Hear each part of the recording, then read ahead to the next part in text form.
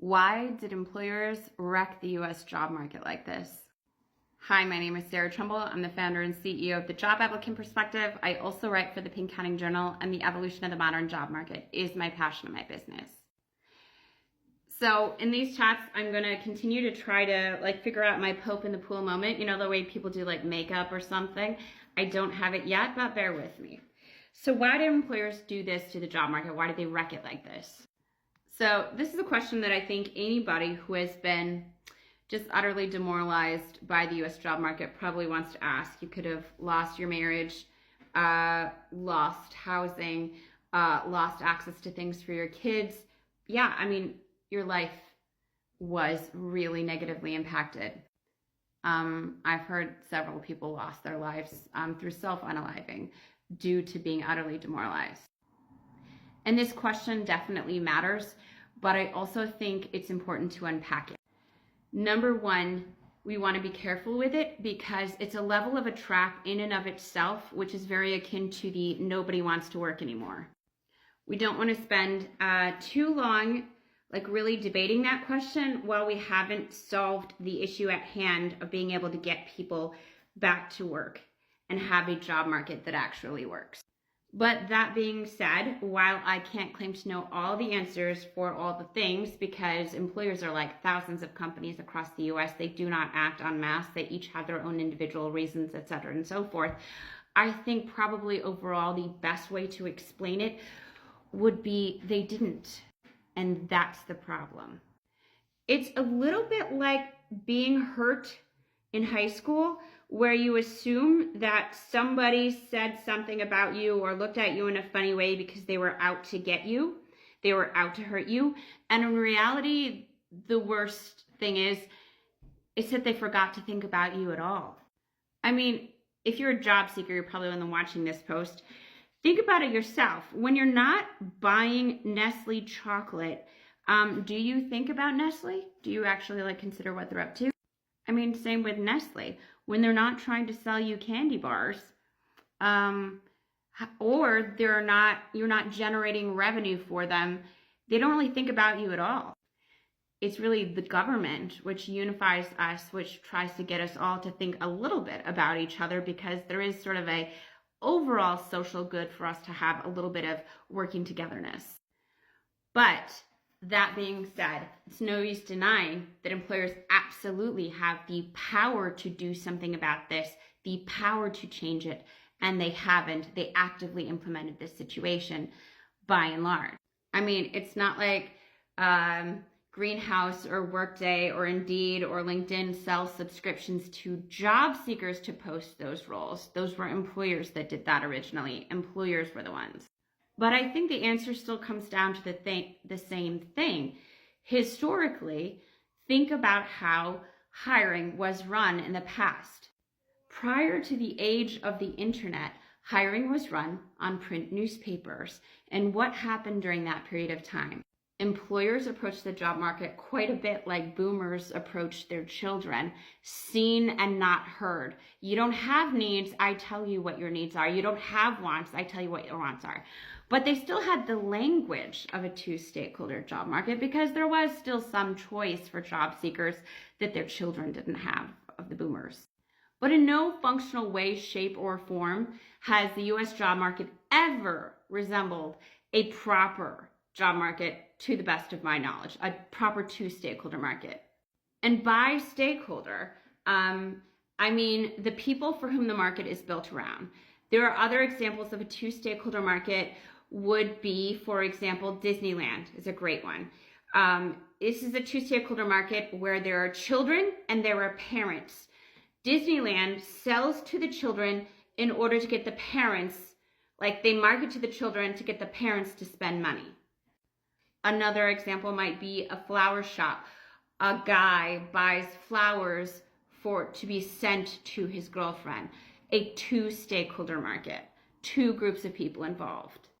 So you know how you drive home, a place that you've driven all the time, maybe, and then after a bit, you almost forgot that you got there, it gets on road, kind of like on autopilot.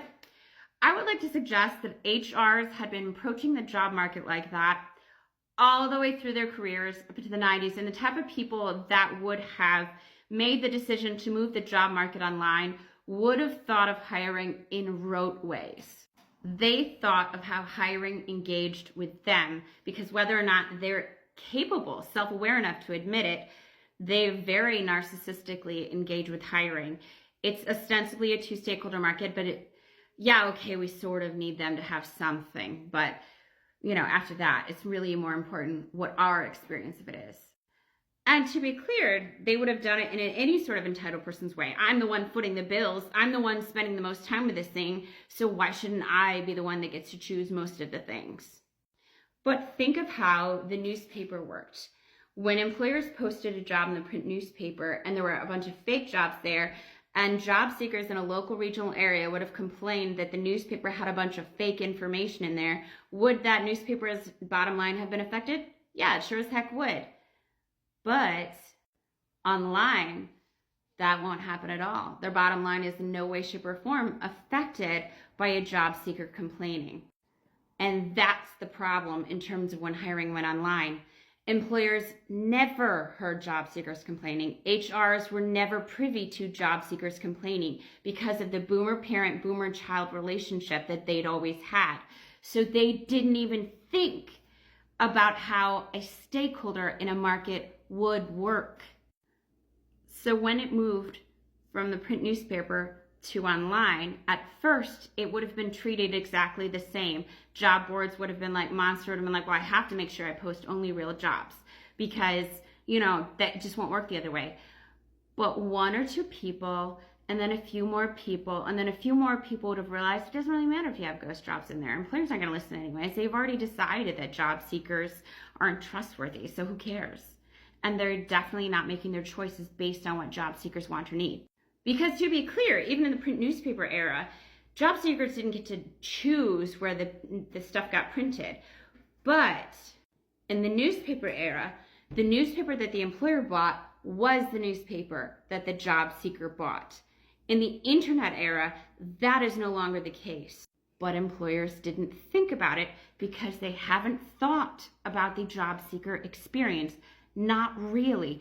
Even other people don't think about it. People who aren't HR, who aren't employers.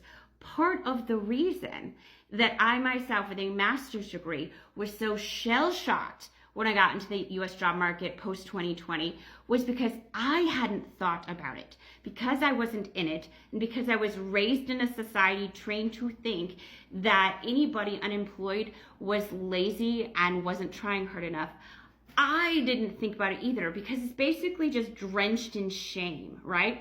That experience of job seeking. So you're not thinking critically through anything that's drenched in shame.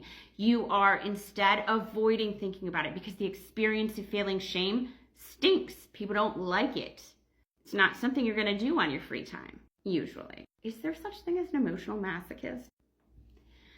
So the point is, as much as I was furious, dead furious, when I got into the market and realized what was happening and realized that everybody had been complaining about it was just right, I also have to step back and realize that I wouldn't be where I am as the founder of this company, having founded my first company, if I hadn't been in the market myself. If I'd been one of those people who had been lucky enough to keep my job, I probably would be on the sidelines of this situation. Which brings me back to the point. Whether or not they didn't think about it originally, as time has passed, capitalism got even more late stage and the economic disparity in the US has increased. Definitely, you can check it's worse than the Gilded Age was, or really bad. That stress tends to drive things back into, we have to meet schedules, we have to meet deadlines even more than it ever did before. And extended periods of time, hearing increasing amounts of complaints would have normalized what complaints were and how many job seekers just complain, roll your eyes, already you're ready not to listen. And that doesn't change the fact that it wrecked my life to be in this US job market. It was wildly detrimental to my well-being and to so many others. And like I said, I've heard of 2 more people who've lost their lives. But great harm doesn't require great malevolence. In a lot of cases, it just requires a bunch of people who don't notice that they're supposed to care, and a lot of people who don't know what to do. The job applicant perspective is my stab at what to do here, and I hope others come after me. This is a nascent but growing market. There are 4 ghost-busting job platforms / extensions in the market these days. But this is my start at the solution to unify the market. We have a job board plus a job posting reputation system. The job was for job posts. The job posting reputation system is to help you avoid the ghost jobs, the scam jobs, and just any non-intent to hire position. Help you navigate the job market better, because when job seekers save time navigating the job market, employers save money. Everybody wins. So yeah, stop by the job applicant perspective, like, follow, and share. And please, have a good one out there. Be safe. And if you're a job seeker, I salute you. You're so brave.